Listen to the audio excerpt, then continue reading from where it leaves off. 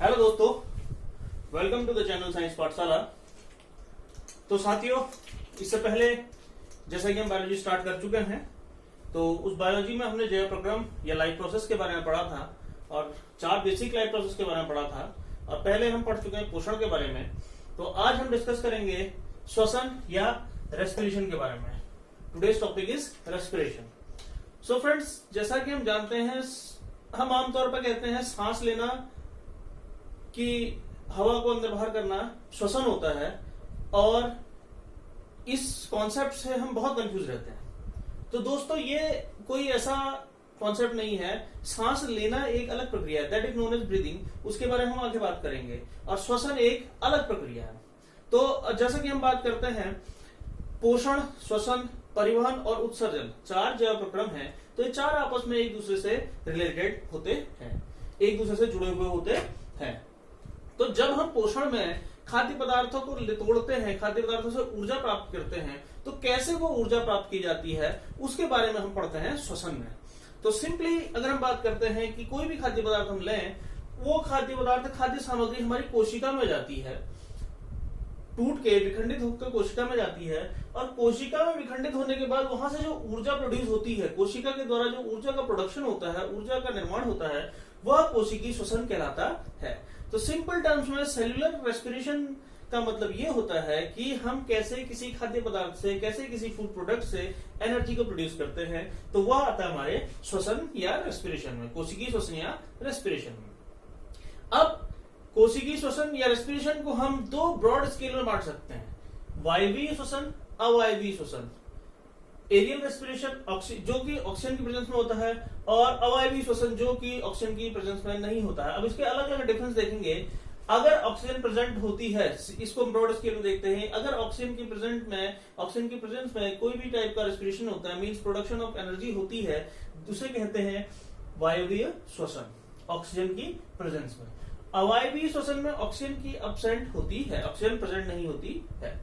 दूसरा, ग्लूकोज का पूर्ण अपचयन होता है वायवीय श्वसन में। कोई भी खाद्य पदार्थ हम लेते हैं, खाद्य पदार्थ का विखंडन करते हैं, तो वह अल्टीमेटली टूट के ग्लूकोज में बदलता है, और वह ग्लूकोज अगर पूरी तरह टूटता है और एनर्जी प्रोड्यूस करता है, तो वह आता है वायवीय श्वसन में। और ग्लूकोज पूरी तरह से तब टूटेगा जब ऑक्सीजन प्रेजेंट होगी, और ऑक्सीजन प्रेजेंट होगी तो उस प्रकार के श्वसन को कहेंगे हम वायवीय श्वसन।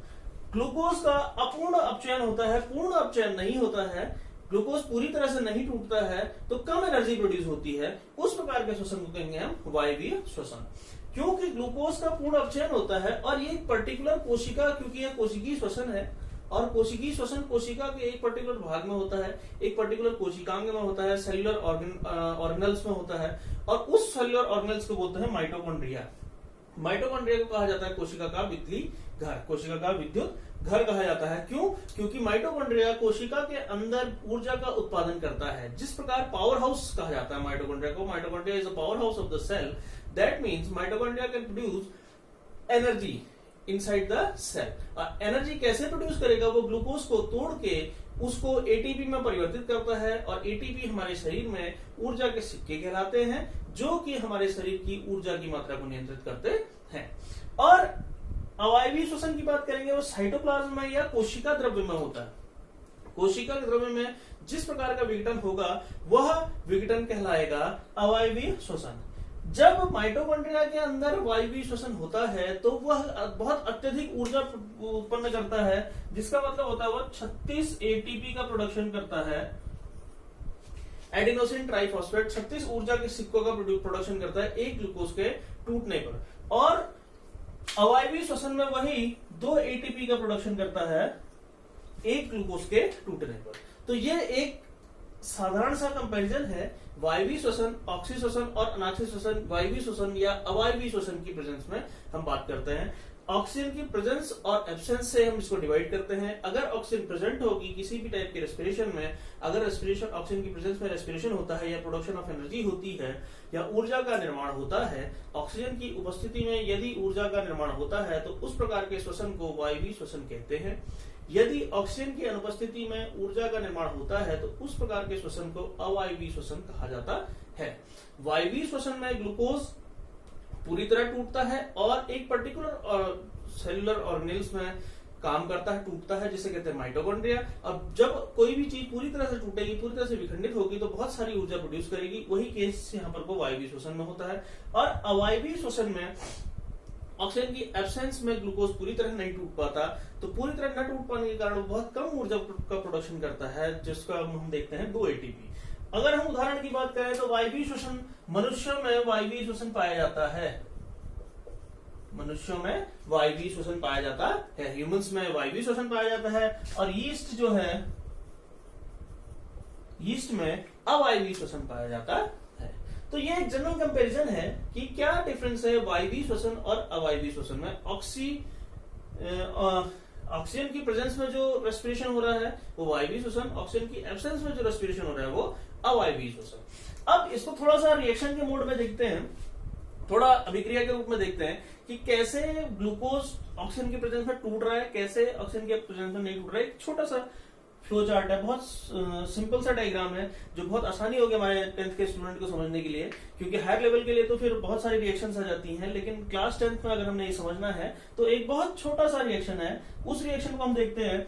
ग्लूकोज जो कि 6 कार्बन एटम वाला, 6 कार्बन जिसमें प्रेजेंट होते हैं ग्लूकोज में, कोई भी हम जानते हैं क्योंकि कोई भी खाद्य पदार्थ जब हमारे शरीर में पोषण हम उसे प्राप्त करते हैं तो वो टूटता है और अल्टीमेटली वो ग्लूकोज में कन्वर्ट होता है। हम किसी भी खाद्य पदार्थ को खाते हैं तो ग्लूकोज में बदलता है।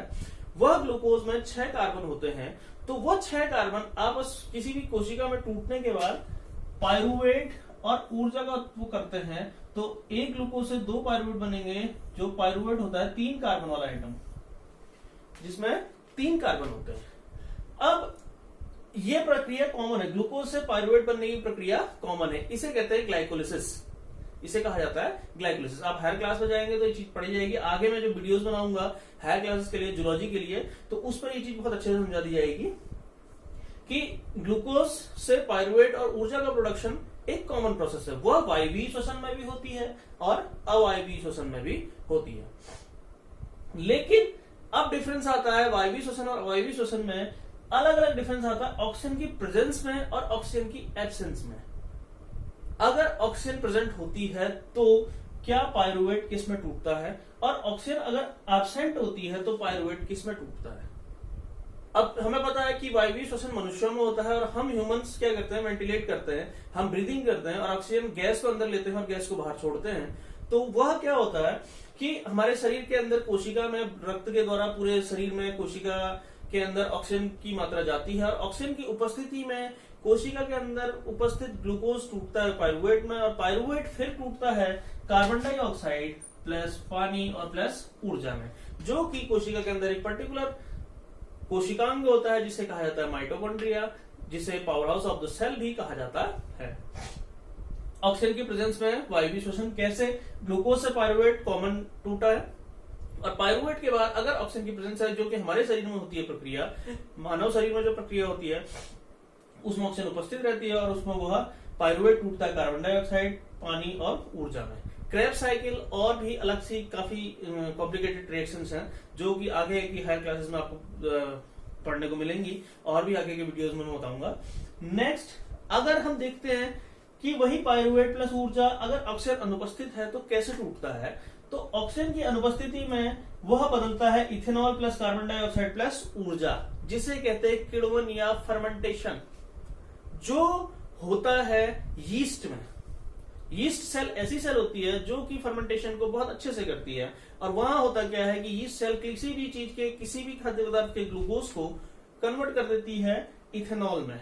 That means fermentation, alcohol production में भी यह रिएक्शन काम आती है। अब एक चीज और आती है, तीसरी चीज आती है कम ऑक्सीजन। हमने कहा अधिक ऑक्सीजन की उपस्थिति में श्वसन, ऑक्सीजन की उपस्थिति में कैसे ग्लूकोज टूट के पायरुवेट टूट के कैसे कार्बन डाइऑक्साइड और पानी में बदल रहा है, जो कि माइटोकॉन्ड्रिया एक पर्टिकुलर ऑर्गेनेल उसमें काम कर रहा है। अगर ऑक्सीजन अनुपस्थित है तो क्या होता है, यदि ऑक्सीजन कम है, ऑक्सीजन है तो सही लेकिन कम है, ऑक्सीजन की प्रेजेंस है पर कम है, तो उस समय पायरुवेट कन्वर्ट होता है लैक्टिक एसिड और ऊर्जा में। इसका बहुत अच्छा एग्जाम्पल होता है जब हम कहीं दौड़ लगा के जाते हैं, चढ़ाई में दौड़ लगा के जाते हैं, तो उस समय हमारे पांव में दर्द होने लग जाता है। चढ़ाई में चढ़ते समय हमारे पांव में दर्द होता है, सांस फूलती है और पांव में दर्द होता है। क्यों? क्योंकि हमारे जो पांव की कोशिकाएं होती हैं, वो कोशिकाएं पांव में प्रेजेंट रक्त नलिकाओं से जो है ऑक्सीजन लेती हैं और ग्लूकोज को कन्वर्ट करती हैं, लेकिन ग्लूकोज पायरुवेट में कन्वर्ट होता है और क्योंकि वहां पर चढ़ाई चढ़ते समय हमारी सांस फूलती है, हमें बहुत ज्यादा ऑक्सीजन की डिमांड होती है, तो पांव तक उसकी सप्लाई बहुत कम हो जाती है और कम ऑक्सीजन में यह पायरुवेट कन्वर्ट हो जाता है लैक्टिक एसिड में, जो हमारे पांव में दर्द का कारण बनता है। या अगर हम बात करते हैं एक्सरसाइज की, अगर हम एक्सरसाइज करते हैं तो एक्सरसाइज करते करते बहुत टाइम बाद क्या होता है कि सांस फूलती है और सांस फूलने का हमारे हाथ पांव में दर्द होता है, तो वह दर्द भी किससे होता है? लैक्टिक एसिड की वजह से। लैक्टिक एसिड एक ऐसा कारण है जिससे हमारे शरीर में पेन होता है एक्सरसाइज करते समय, चढ़ाई चढ़ते समय। तो यह भी क्या है? एक प्रकार का श्वसन है, ऊर्जा का प्रोडक्शन है, लेकिन कम ऑक्सीजन की उपस्थिति में।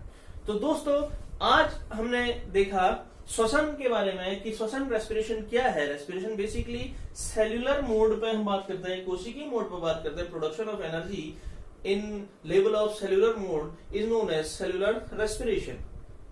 अब नेक्स्ट लेक्चर्स में हम बात करेंगे कि कैसे हम मानव श्वसन तंत्र में वेंटिलेट करते हैं, सांस लेते हैं, सांस छोड़ते हैं, फेफड़ों का क्या काम है और भी बाकी सारे अंगों का क्या काम है, उनके बारे में हम नेक्स्ट उसमें डिस्कस करेंगे। तो आज के लिए इतना ही है। अगर आपको कोई क्वेरीज हो, कोई समस्या हो, कहीं पर भी कोई प्रॉब्लम हो, तो आप जरूर कमेंट बॉक्स में कमेंट करें और मुझे बताएं, ताकि मैं अपने लेक्चर्स को थोड़ा सा और आपके हिसाब से मॉडिफाई कर सकूं। और भी आप जितना ज्यादा चाहते हैं शेयर करें, लाइक